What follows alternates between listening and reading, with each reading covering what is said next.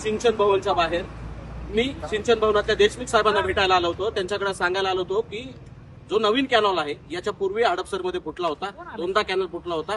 याबाबत हा कॅनॉल वारंवार फुटतोय का तर याला क्षमतेपेक्षा जास्त प्रमाणात पाणी सोडलं जात आहे. परंतु हे पाणी दौंड बारामतीला जात आहे. त्याच्या पुढे असलेलं इंदापूर आहे, मात्र त्या इंदापूरचे लोक पाण्यासाठी पाणी मिळत नाही म्हणून आंदोलनाला बसलेले आहेत. परंतु मात्र पुण्यातून जो कॅनल जातो हडपसर फुरसुंगी भागातून, हा कॅनल फुटण्याच्या परिस्थितीत तिथील आजूबाजूच्या वस्त्यांमध्ये पाणी घुसलेलं आहे. त्याचबरोबर शेतीमध्ये आजूबाजूला काही ठिकाणी शेती आहे, या शेतीत इतकं पाणी झालंय की या शेतीतलं पाण्यातलं पीक काढता येत नाही, पीक सडून चाललंय. आणि मात्र एकीकडे इंदापूरचा शेतकरी पाण्यासाठी ओरडतोय. नक्की काय काका तुमचं काय प्रॉब्लेम म्हणणं आहे? तुम्हाला पाणी मागताय तुम्ही? आम्ही जर पाणी मागायला गेलो तर आमच्या खोट्यानाटे केसे करून आम्हाला पोलीस स्टेशनला नेलं जाते. या ठिकाणच्या पोशिंदा आपण म्हणतो शेतकरी हा, या शेतकऱ्यांनी पाणी मागितलं, त्याच्या हक्काचं पाणी मागितलं तर त्याच्यावरती गुन्हे दाखल करायला लागतायत. म्हणजे ही परिस्थिती खरंच भयान आहे. दादा काय म्हणणं आहे? तुम्ही उपोषणाला बसलाय. मी आहे इंदापूर तालुक्यातील पिंपळे गावाचा. माझ्या गावालगत पोंदवडी तलाव आहे. जवळजवळ माझ्या तलावामध्ये जवळजवळ 400 ते 500 हेक्टर क्षेत्र तलाव कोरडा पडलेला आहे अक्षरशः. आणि वरती बघायला गेलं दौंड तालुक्यामध्ये, आपल्या बारामती तालुक्यामध्ये आपलं जानाई शिरसाई असन, पाटस असन, मळद असन, ह्या सगळ्या तलाव भरून जवळजवळ 80% 70 ते 80% वाहतात. आणि माझा पोंदवडी तलाव अक्षरशः आज पशु पक्ष्यांचा विषय असन, माणसांचा असन, पूर्ण उद्ध्वस्त आहेत. पशु पक्ष्यांसाठी, पशु पक्षी पाण्यासाठी अक्षरशः तळमळतात. आणि माणसांचा बी प्रश्न फार गंभीर होत चाललाय. आणि शेतीचा तळ वाळवंट व्हायला लागलाय. माझ्या पोंदवडी तलाव अक्षरशः कोरडा पडलेला. कमीत कमी 1 ते 1.5 महिना पुरेल एवढं पाणी मला मिळावं खडक असल्यावर सिंचन ह्याच्यातून, ही माझी अपेक्षा आहे.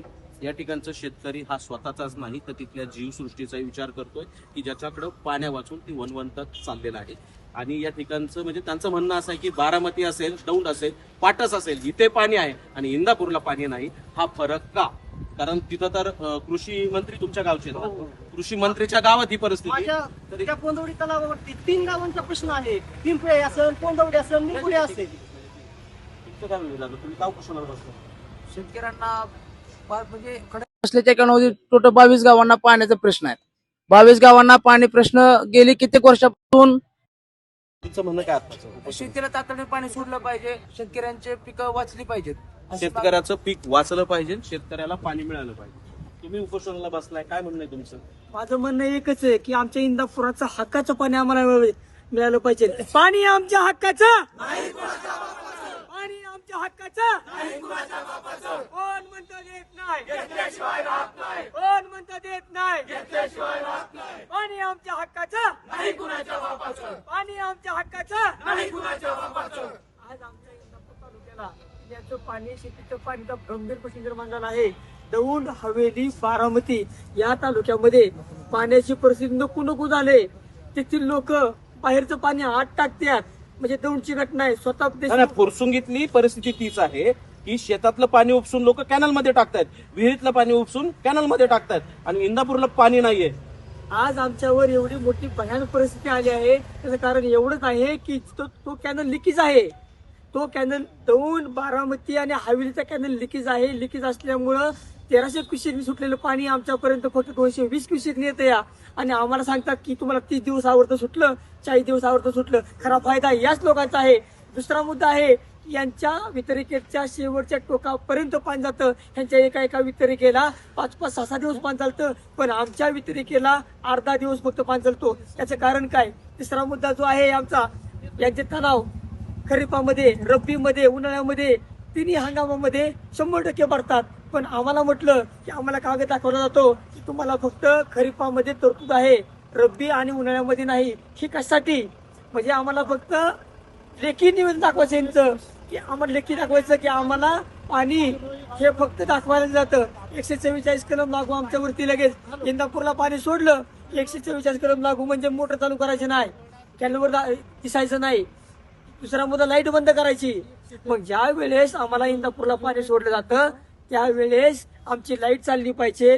दुसरा मुद्दा, शेतकऱ्यांनी मोटरा चालू केल्या. त्या मोटरा म्हणजे काय? तर शेतकरी हा तलावामध्ये साठवतो पाणी ते ते पाणी मोटरचं पाणी तुम्ही जे मोटर लावून पाणी घेता ते विकतच घेता ना? आमचं जे मोटरचं पाणी ते आमच्या परवानगी आहेत तरी सुद्धा आम्हाला पाणी मिळत नाही. त्याचे पैसे भरता का तुम्ही? हो अहो, या अकोले गावातून, निरगुडे गावातून, शेतकळे गावातून, कळस गावातून 100% वसूल आहे तरी सुद्धा त्यांना हक्काचं पाणी मिळत नाही. आमची विनंती एकच आहे, आम्हाला आमच्या हक्काचं पाणी द्या. या ठिकाणी आणि हक्काचं पाणी जर आम्हाला आणि द्या. जर आम्हाला हक्काचं पाणी भेटलं नाही तर आम्ही स्पष्टपैकी इथं निवेदन दिलं आहे की जर आम्हाला हक्काचं पाणी भेटलं नाही तर आम्ही आत्मदहन करणार. या ठिकाणी जर त्यांच्या हक्काचं पाणी मिळालं नाही तर हे अजून आंदोलन तीव्र करतील. नक्की दादा मला एक तुम्ही सांगा की तुम्ही अजून आंदोलनात जर तुमच्या मागण्या पूर्ण झाल्या तर तुम्ही काय करणार? नाही, घरी जाण्यात तर काय आता पॉइंटच राहिलेला नाही. कारण घरी गेलं तर जनावरांना प्यायला पाणी नाही, घरी वापरायला पाणी नाही, प्यायला पाणी नाही, शेतीला पाणी नाही. आम्ही मुळातच शेतकरी म्हणले कर्ज आलंच, कर्ज बाजारी आहोत. आणि आता पुढे असा प्रश्न निर्माण झाला की हे कर्ज आता फेडायचं कसं, प्रपंच मुलांची शिक्षण चालवायची कशी, फार भयंकर परिस्थिती आहे. खूप मनावर बोधरेशन आहे, टेन्शन आहे. त्यामुळे घरी जाण्यात तर काय पॉइंट नाही. घरी जाऊन हळूहळू मरण्यापेक्षा इथं एकदाच मेलेलं चांगलं. विशेष ही म्हणजे यातल्या आता शेतकऱ्याची भावना आहे की तो शेतकरी स्वतःच्या जीव संपवणे इथपर्यंत झालेला आहे. का तर आपण देशाचा पोशिंदा समजतो. हाच पोशिंदा जर स्वतःच्या शेतीच्या पिकवण्यासाठी पाण्याच्या हक्कासाठी भांडतोय आणि त्याचा जर हक्क पूर्ण होत नसेल तर ही माझ्या देशावरती आलेली भयान परिस्थिती आहे. माझ्या देशातला शेतकरी पोशिंदा बाजारभाव मिळत नाही, या आसमानी संकट इतकी त्याच्यावरती घेरवतात, एवढ्यातून तो त्याचं पीक काढतो आणि पीक काढल्यानंतर त्याला हमीभाव मिळत नाही. म्हणून अनेकदा शेतकरी आक्रमक होतो. परंतु आज पाण्यासाठी शेतकरी आक्रमक होत आहे. पण हे पाणी त्याला मिळणार का, हे प्रशासन त्यांना पाणी देणार का, हा प्रश्न त्याला. मी तुषार पायगुडे, महाराष्ट्र स्पेशल, सिंचन भवन, पुणे.